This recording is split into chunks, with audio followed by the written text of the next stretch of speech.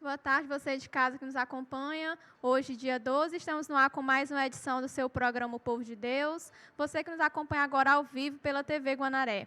E hoje, nossa programação, como de costume, você vai poder acompanhar a Palavra de Deus. E você que queira acompanhar conosco esse momento, o Evangelho de hoje é Lucas, capítulo 17, versículos de 7 a 10. Então, você já pode ir procurando na sua Bíblia, enquanto nós voltamos com o quadro da Palavra de Deus. E ainda no nosso primeiro bloco, no quadro Santo do Dia, nós vamos ter a oportunidade de conhecer um pouco mais sobre a história de vida de São Josafá. Qual foi a importância desse santo, qual foi a sua contribuição para nós cristãos e também para a história da Igreja Católica. E logo após o intervalo, nosso quadro Igreja em Ação, nós vamos ter uma bela entrevista aqui nos estúdios, uma entrevista ao vivo com o nosso bispo, Dom Sebastião, que vai falar para a gente um pouco sobre o que aconteceu no Sínodo da Amazônia. Então a gente convida você a permanecer conosco durante toda a programação do programa do Povo de Deus. Fiquemos todos juntos e atentos, ouvindo a palavra.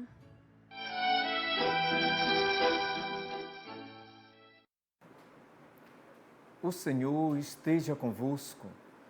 Proclamação do Evangelho de Jesus Cristo segundo Lucas.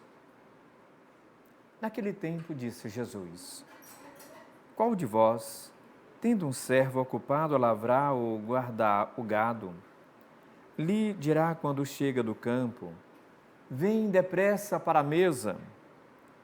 Não dirá antes: Prepara-me o jantar, cinge-te para me servir, enquanto eu como e bebo. E depois tu poderás comer e beber? Será que o Senhor vai agradecer ao servo porque fez o que lhe havia ordenado? Assim também vós, quando tiverdes feito tudo o que vos ordenaram, dizei: Somos simples servos, só fizemos o que devíamos fazer.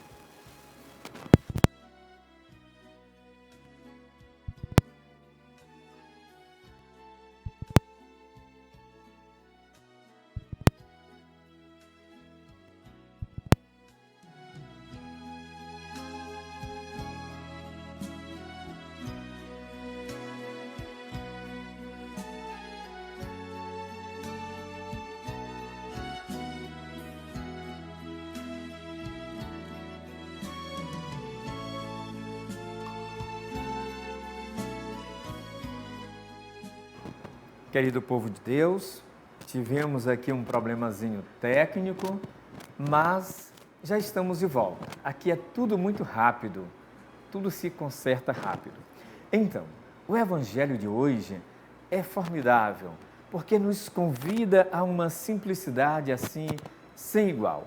Vejamos, Jesus conta essa história, aquele empregado que tem que fazer a sua tarefa.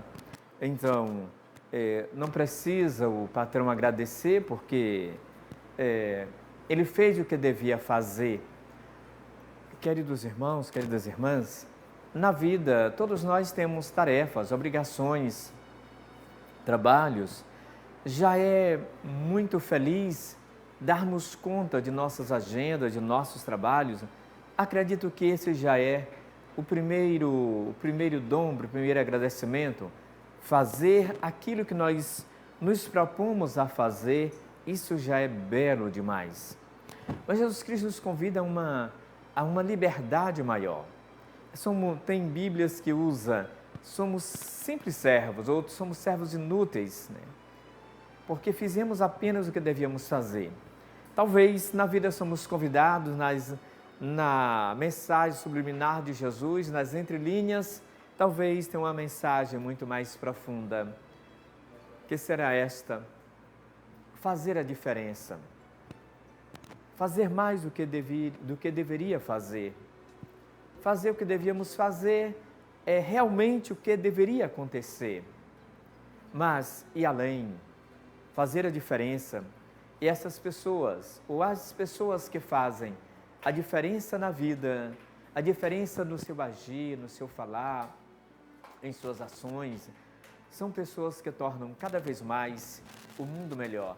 Essas pessoas são livres do dinheiro, do salário, disso ou daquilo, até mesmo de elogios. O Senhor nos convida a ter uma liberdade sem igual, até dos agradecimentos, até das recompensas. Aprendamos isso de nosso Senhor Jesus Cristo.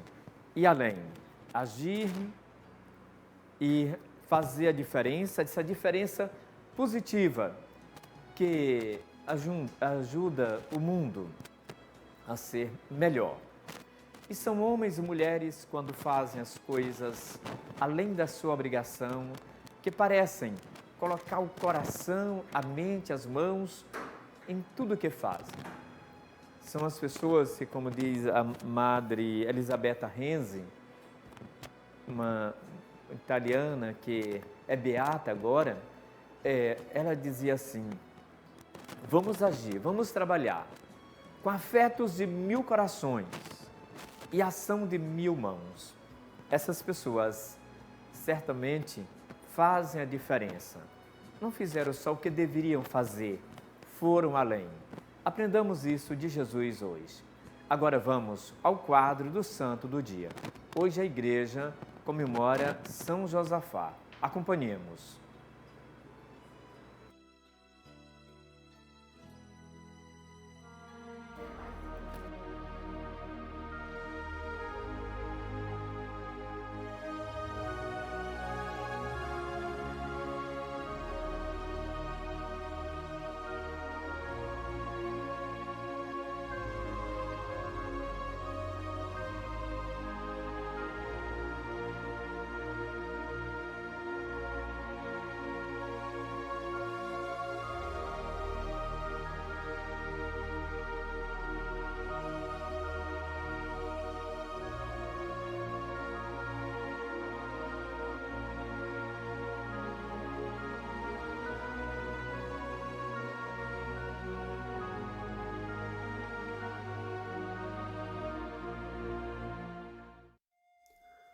Hoje, dia 12 de novembro, dia de São Josafá.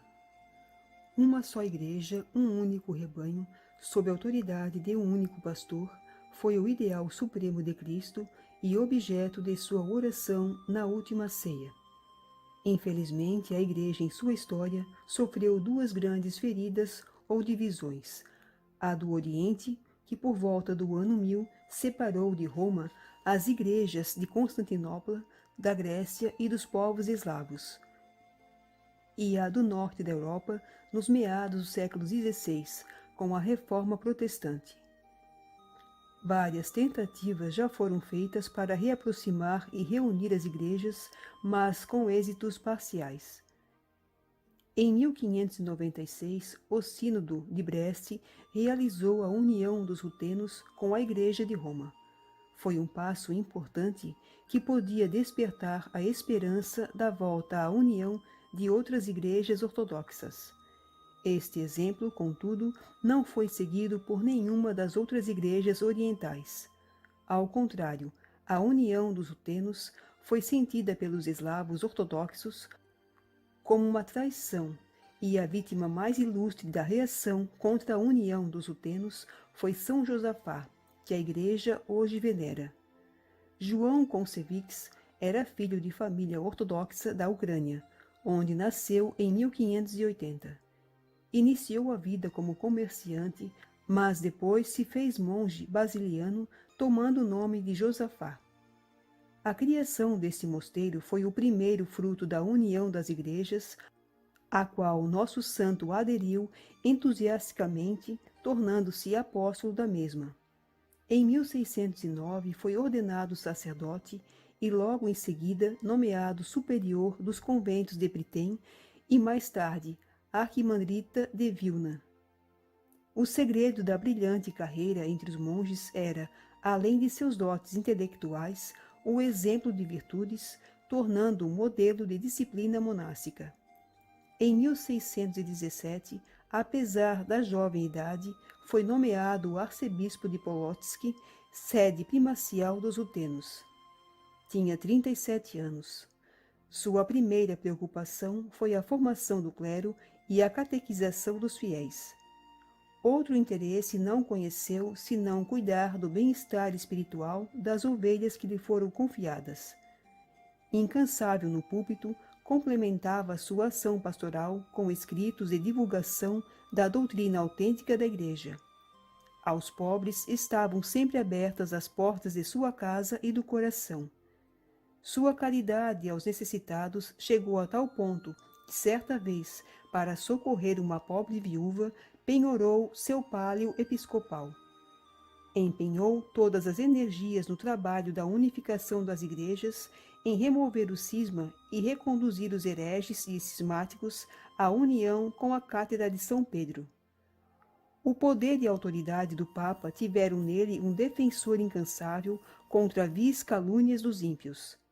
Seu apostolado nesse setor foi coroado de êxito, pois muitos hereges voltaram ao seio da Igreja. Este zelo ocasionou-lhe muitas perseguições, muitas calúnias, oposições e outros contratempos por parte dos cismáticos. Em oposição a ele, chegou-se a nomear para a sua sede episcopal um bispo cismático. Porém, Josafá era um forte e continuou o trabalho em favor da união, sobretudo através de frequentes visitas pastorais. Numa delas, de repente, viu sua residência atacada e diversas pessoas de sua comitiva covardemente massacradas. Corajosamente, o santo arcebispo enfrentou os sicários e com toda a mansidão disse: Meus filhos, por que matais os meus familiares? Se procurais a mim, aqui estou. Mal tinha proferido estas palavras quando se precipitaram contra sua pessoa, maltrataram-no horrivelmente e, por fim, deram-lhe o golpe mortal. Era o dia 12 de novembro de 1623 e contava 43 anos. Seu cadáver foi atirado ao rio, onde foi encontrado 2 dias depois e recolhido com veneração pelos fiéis. O bom pastor dá a vida pelas suas ovelhas. Os assassinos do bispo foram mais tarde processados e condenados e quase todos abjuraram o cisma e se converteram. São Josafá, canonizado solenemente pela Igreja, que lhe reconheceu as virtudes heróicas e, sobretudo, a santidade de seu martírio, é venerado como invicto apóstolo da união da Igreja. Suscitai, ó Deus, na vossa Igreja, o Espírito que impeliu o bispo São Josafá a dar a vida por suas ovelhas, e concedei que, por sua intercessão, fortificados pelo mesmo Espírito, estejamos prontos a dar a nossa vida pelos nossos irmãos. Por nosso Senhor Jesus Cristo, vosso Filho, na unidade do Espírito Santo. Amém. São Josafá, rogai por nós.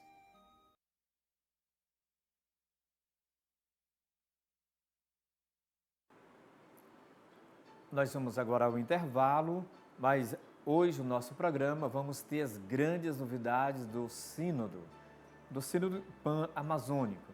E quem vai falar para nós é ser Dom Sebastião, o bispo de Caxias. Então continue conosco.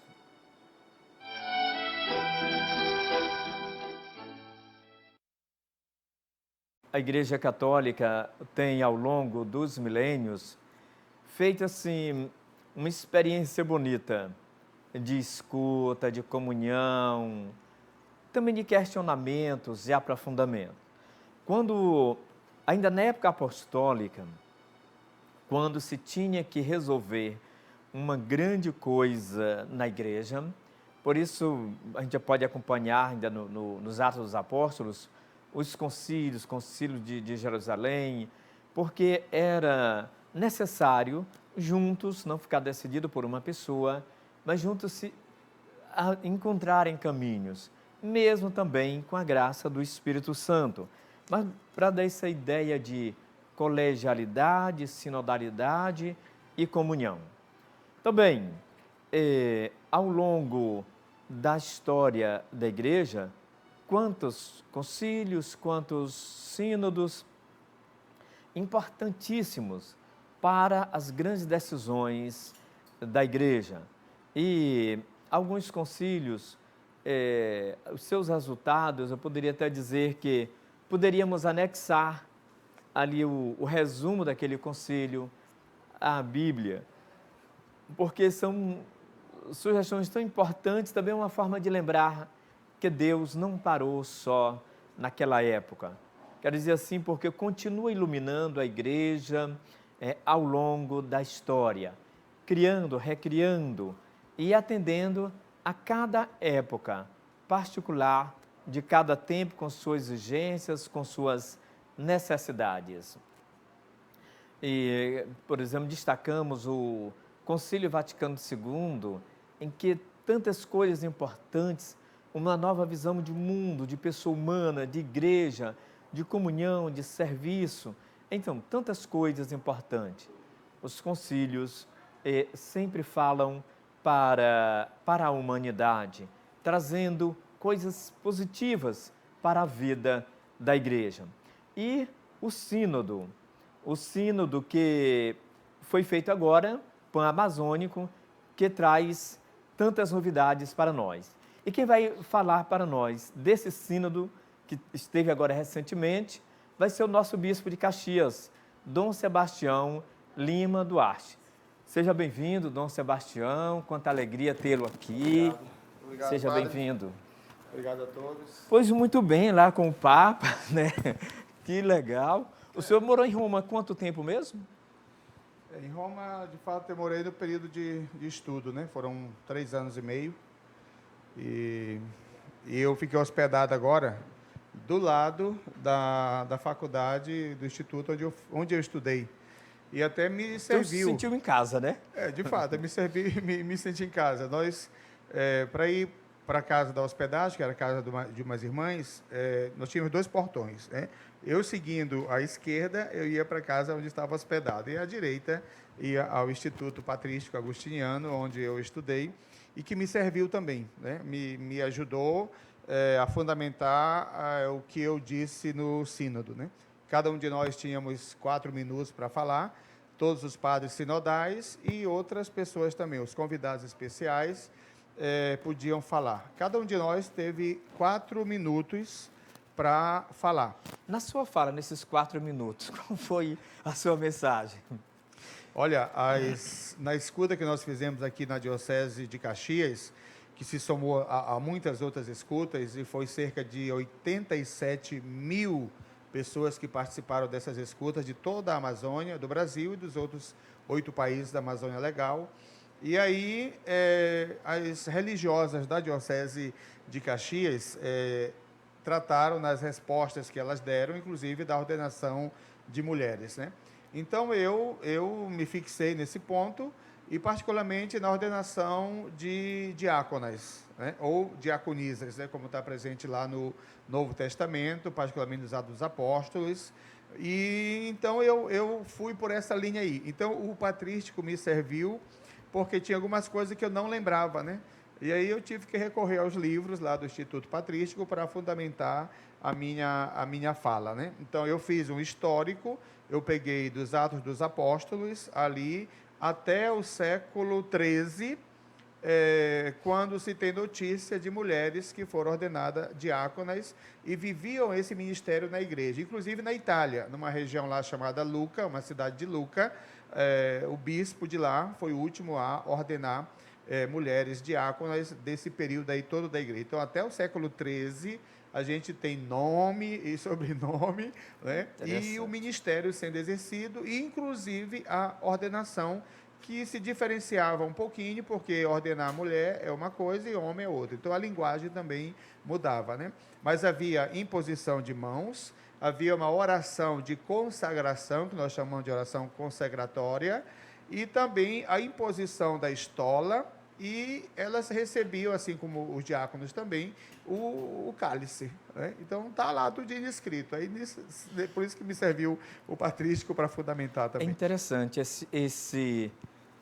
a patrística, né, o patrístico, ajuda para que tenha essa referência. A igreja tem essa questão da tradição e, em virtude da tradição, precisa essa fundamentação história e patrística, né? De fato, houve essa fundamentação, mas foram muitos os que falaram também nessa linha aí de ordenação. Então, para falar do sínodo, vamos começar a falar pelas coisas, digamos assim, extraordinárias, né? Certo. Depois a gente volta para o ordinário. Eu queria só que o senhor, antes de falar assim, das novidades do sínodo, dissesse um pouco por que um sínodo pan-amazônico.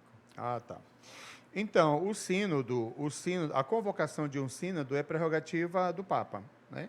Então, o Papa Francisco, o Papa João Paulo II, o Papa Bento XVI, sempre convocaram sínodos gerais para a Igreja. Sínodos gerais significa participação limitada de cada país, de cada conferência, nesses determinados sínodos, né? Eu lembro que, para o Sínodo da Juventude, por exemplo, nós escolhemos alguns bispos. Não foram mais de 5 bispos que nós escolhemos para representar a Igreja do Brasil nesse sínodo. Então, imagina, 5 bispos para representar todo o episcopado e o povo de Deus que está aqui no Brasil. E assim das outras conferências também. No Sínodo da Família foi a mesma coisa também. Foram representantes das conferências episcopais, né? Mas o Papa também ele pode convocar um sínodo geral para a Igreja ou um sínodo para uma determinada região. E é aí que o Papa Francisco se valeu desse para determinada região e convocou, portanto, esse sínodo para a Pan-Amazônia, né? Não só para a Amazônia brasileira, mas para a Pan-Amazônia, que está presente em 9 países aqui da América do Sul, né? Então, todos esses países estiveram lá representados. E o diferencial também é que para o Sínodo da Amazônia, todos os bispos titulares e auxiliares que estavam dentro da Amazônia Legal foram convocados para participar.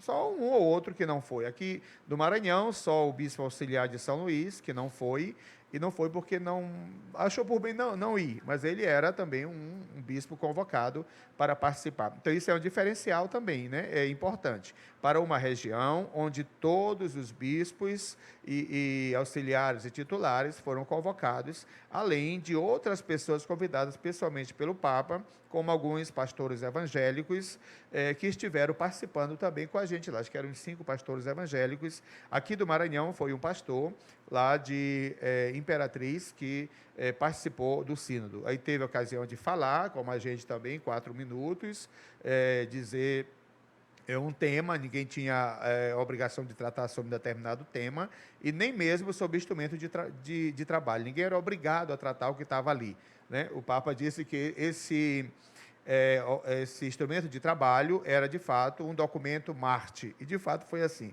Ele foi todo refeito e saiu o documento que nós temos aí. Então, convocar um sínodo é prerrogativa do Papa. Um sínodo pode ser geral ou pode ser particular para uma determinada região onde a igreja está presente e percebe que há necessidade de ouvir esse povo aí. E o sínodo com o Papa Francisco, os sínodos com o Papa Francisco, e foi ele que publicou o documento da sinodalidade, portanto, que é chamado Episcopalis Communio. Então,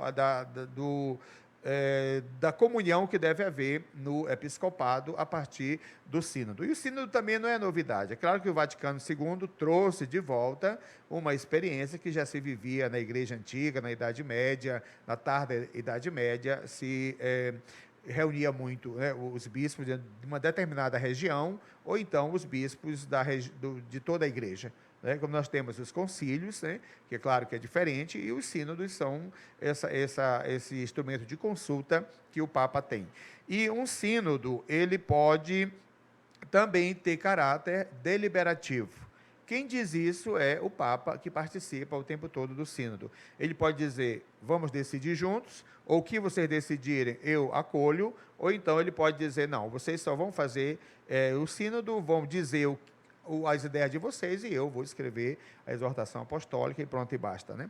Mas o Papa Francisco disse, não, o que vocês refletiram e que vocês aprovaram, que se publique. E se publique dizendo, inclusive, o quanto de voto teve cada parágrafo aí, né? Então, o documento, logo em seguida, tanto é que na internet, logo à noite, já estava publicado por essa razão, né? O Papa disse, não, desse publicação, e esse é um documento também oficial. E ele também vai escrever uma exortação, e nos garantiu que até o final do ano vai fazer o possível para escrever a sua exortação, que ele mesmo diz que não é obrigado a fazer. Basta aquele documento que foi aprovado. Mas o Papa também pode fazer uma exortação, e ele disse que vai fazer também como fez dos outros sínodos, né? Então foi um momento muito importante para nós. Eu nunca tinha participado de um sínodo, e o Dom Wilson já participou do sínodo da juventude, então estava bem mais, né, tranquilo. Às vezes a gente dizia, Dom Wilson, como é o negócio aí e tal, né, para a gente poder se ambientar, que era o primeiro sínodo que a gente participava, eu e tantos outros pela primeira vez, né? Então, foi um momento de muita fraternidade. O Papa Francisco esteve com a gente Conviveu o tempo todo, Papa? conviveu nos momentos das Assembleias Gerais, né? Porque o sínodo ele estava organizado, nas primeiras semanas foram de escuta. Imagina, 140, eram mais ou menos 114, uns 130 mais ou menos que falaram, né? Cada um tinha 4 minutos para falar. Depois que 4 interviam, aí o Papa disse, agora sim, vamos escutar o que o Espírito diz a nós. E havia 4 minutos de reflexão. Basicamente, para cada fala, 1 minuto para refletir. E isso era muito bonito. Depois de cada 4 minutos de silêncio absoluto, oração, reflexão. E qual foi a grande mensagem do Espírito para este concílio? Olha, para o sínodo é o seguinte, nós temos um documento em 5 capítulos, né? O primeiro capítulo trata da escuta que foi feita em toda a Amazônia Legal, toda a Pan-Amazônia, da escuta à conversão integral, né? Então, escutar o povo de Deus, ouvir o seu clamor, a sua realidade, e que isso provoque em nós um desejo de mudança, né? Mudança para melhor e em todos os sentidos, não só o aspecto pastoral, mas uma conversão de fato integral, né? Integradora, que ajude a gente a continuar evangelizando, anunciando o reino de Deus, em cima de uma realidade que nós ouvimos os gritos, né? E a partir daí, então esse é o primeiro capítulo, que seria mais um capítulo ligado assim à realidade. Mas é claro que a realidade está presente em todos os capítulos, né? Esse é o primeiro capítulo. O segundo capítulo, ele trata da conversão pastoral, a partir de um documento do Papa Francisco, a alegria do Evangelho, né? Então, esse chamado dele para a conversão pastoral, a mudança das nossas estruturas pastorais, para adequar melhor as nossas realidades e tudo mais. Esse é o segundo capítulo. O terceiro capítulo é a conversão cultural. Então, se tem insistido, e esse sínodo ele é importante também por isso, porque sendo um sínodo para a Amazônia, e onde os indígenas estão presentes, os povos tradicionais como os quilombolas, ribeirinhos, os caboclos, né? Então, é uma realidade que a gente precisa encontrar modos de nos aproximarmos dela, né? Daí a necessidade da conversão cultural, onde você valoriza a cultura do outro, o saber do outro, a religião do outro, o jeito de viver do outro, para você poder dizer e comunicar Jesus Cristo, não impondo uma cultura, mesmo que seja cristã, mas num diálogo permanente com esses povos. Aí fala de inculturação, conversão cultural, é claro que a gente vai falar de inculturação e de também interculturalidade, né? A relação que deve haver entre uma cultura e outra, e o respeito mútuo a todos os povos, sem deixar de levar a boa notícia do reino de Deus, mas não impondo, mas num diálogo permanente. Essa é a conversão cultural. Depois nós temos a conversão ecológica, que também é do Papa Francisco, nós encontramos na Laudato Si, a conversão ecológica, fazendo um grande esforço de, olhando a realidade da Amazônia, também contribuir para que essa Amazônia continue em pé, que as coisas que vêm para destruir o ambiente, a Amazônia, os rios, as nascentes, a floresta, que essas coisas sejam recusadas por nós e que a gente faça todo o possível para que o ambiente que Deus nos deixou, ele permaneça, mesmo sofrendo as consequências que os homens já fizeram nessa obra da criação de Deus, né? E o último e quinto capítulo trata da conversão da sinodalidade. Então, a gente tem que fazer um esforço, a igreja que está na Amazônia, para quê? Para que a gente seja mais circular, para que a gente escute mais também, né, o povo de Deus, né, e que não haja, mesmo permanecendo a hierarquia da igreja, que é indispensável, que exista a hierarquia, Pedro e os outros apóstolos, e os presbíteros, os diáconos, e os vários ministérios exercidos pelos fiéis, e os fiéis, portanto, os leigos e as leigas, mas que essa igreja seja ela mais circular, mais sinodal, para que a gente possa avançar na linha da evangelização, mas da melhor maneira possível, né, considerando que a igreja ela tem que viver a participação e a comunhão. Até quando a gente tratava desse tema, eu particularmente me lembrava da CNBB nos anos passados aí, quando a gente fazia um esforço para trabalhar a pastoral de conjunto, e chegou um tempo em que as duas palavras de ordem eram comunhão e participação, né? Então, esse tema da comunhão e participação volta aí com a conversão para a sinodalidade, que a gente tem que fazer um esforço. E nessa conversão, não estamos só nós, católicos, mas também com os outros que professam a fé em Jesus Cristo, daí os evangélicos, os protestantes históricos, né, e outros que a gente precisa também ver como trabalhar junto e dar os passos aí, seja para o ecumenismo, como também para o diálogo religioso. Diálogo com a religião indígena, diálogo com a religião afro, diálogo com as crenças, né, e sabedoria desse povo que está presente na Amazônia, né? Então, a grande inspiração, digamos, a grande palavra de ordem que vem do sínodo da Amazônia é justamente a conversão. Conversão integral, conversão pastoral, conversão cultural, conversão também ecológica e a conversão para a sinodalidade, né? E a gente vai ter que fazer o esforço de viver isso, né? Pois é, eu achei bonita aquela expressão, essa integral, nessa integral, integradora, né? Como ligar isso nessa questão meio ambiente e também relacionamento humano? Porque está dentro da mesma lógica, né? De fato, né? Hoje se fala de crise, por exemplo, você não pode dizer existe uma crise climática, né? Simplesmente, não. A crise climática, a mudança climática, ela atinge os animais, atinge a floresta, atinge também o próprio ser humano e o próprio mundo, o próprio cosmos, né? Então, não dá para você dizer, vamos tratar sobre esse assunto, ele é importante, mas importantes são também todos os outros conexos aí a esse tema, por exemplo, da mudança climática ou da destruição da Amazônia, ou a gente está ouvindo tanto dizer de mineração, por exemplo, que é um tema que toca a gente, porque eu presido a Comissão de Ecologia e Mineração da CNBB.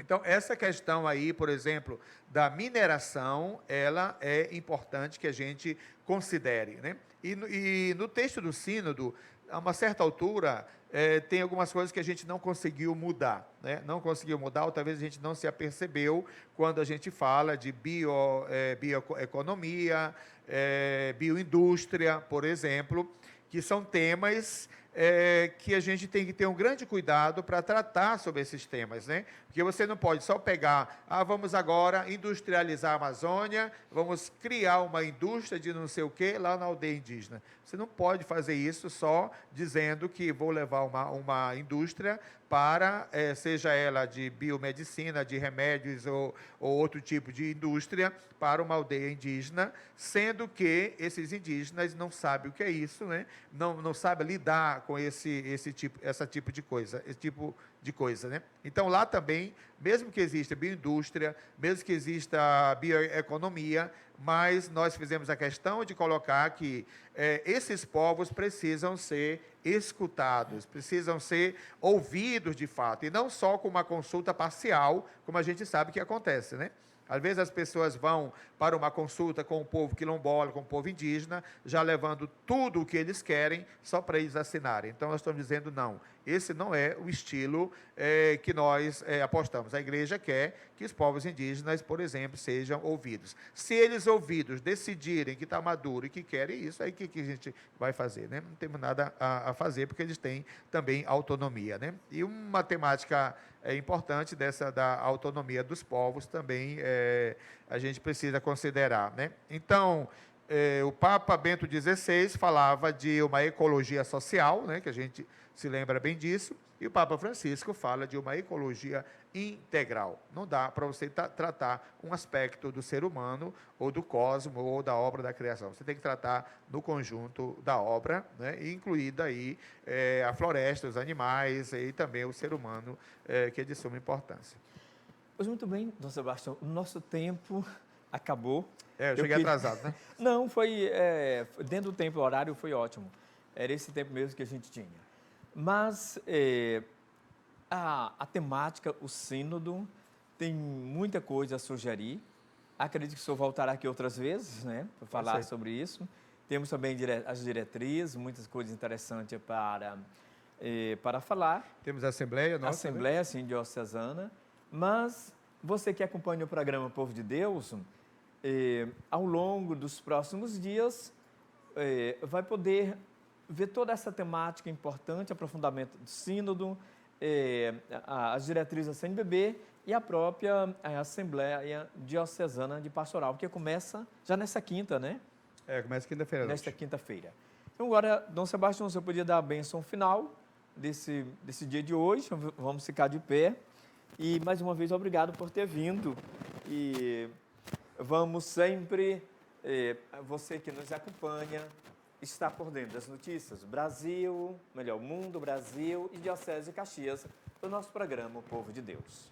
Eu sei que o povo de Deus ouviu falar aí pela mídia, né, de que a igreja na Amazônia poderá ordenar homens casados, né? De fato, foi uma temática muito discutida e que está presente. Isso vai depender dos bispos, né, ordenar homens testados pela vida de oração, pela vida cristã e ordenados diáconos já há muito tempo. Isso para os rincões da Amazônia. Então, não é porque é diácono, vai ser ordenado padre e permanecer com a sua família, né? Vamos pedir a Deus, então, que abençoe a nossa diocese, abençoe você que está em casa, agora acompanhando esta programação, abençoe o Padre Ribamar e toda a sua equipe, todo o pessoal aqui da TV, que tem dado este grande espaço para a Igreja Católica. O Senhor esteja convosco. Ele está no meio de nós. Que a bênção de Deus venha e permaneça sobre vocês. Ele que é Pai, Filho e Espírito Santo. Amém. Que chegue a você que está em casa, idoso, criança, que Deus vos abençoe. Amém.